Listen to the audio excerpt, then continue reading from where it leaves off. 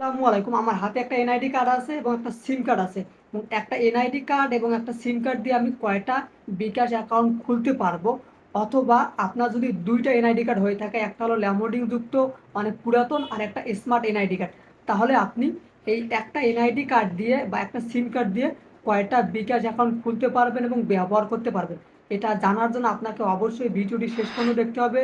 ভিডিওটি শুরু করার আগে একটাই রিকোয়েস্ট, প্লিজ সাবস্ক্রাইব করে অনেক বেশি শেয়ার করে দেবেন যাতে সবাই এই বিষয়ে সুস্পষ্ট ধারণা পায়। আপনার যদি দুইটা এনআইডি কার্ড হয়ে থাকে, একটা পুরাতন ল্যামোডিং যুক্ত এনআইডি কার্ড এবং একটা নতুন স্মার্ট এনআইডি কার্ড, সেক্ষেত্রে কিন্তু আপনার এনআইডি কার্ডের নাম্বার সংখ্যা আলাদা।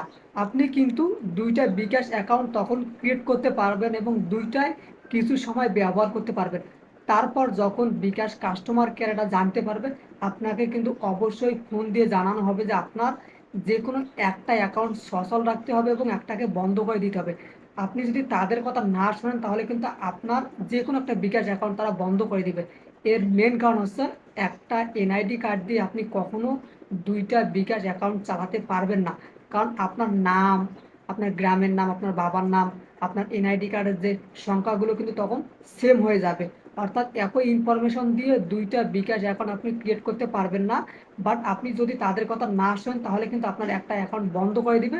আপনি কিন্তু একটা ঝামেলার মধ্যে পড়বেন, কারণ আপনার অ্যাকাউন্টের মধ্যে টাকা থাকতে পারে বা ইমার্জেন্সিভাবে আপনার টাকা তোলার দরকার হতে পারে। সেক্ষেত্রে কিন্তু আপনি বিকাশ এজেন্টে যাওয়ার পর একটা সমস্যার সমাধান করতে পারবেন। আপনাকে অবশ্যই তখন বিকাশের কাস্টমার কেয়ারে যেতে হবে। আমি কিন্তু নিজেই বিকাশের কাস্টমার কেয়ারের সঙ্গে কথা বলছি এবং তারা আমাকে নিশ্চিত করছে যে একটা এনআইডি কার্ড দিয়ে আপনি দুইটা বিকাশ অ্যাকাউন্ট খুলতে পারবেন না। যদিও আপনার দুইটা এনআইডি কার্ড হয়ে থাকে, একটা পুরাতন এবং একটা স্মার্ট, তারপর আপনি পারবেন না।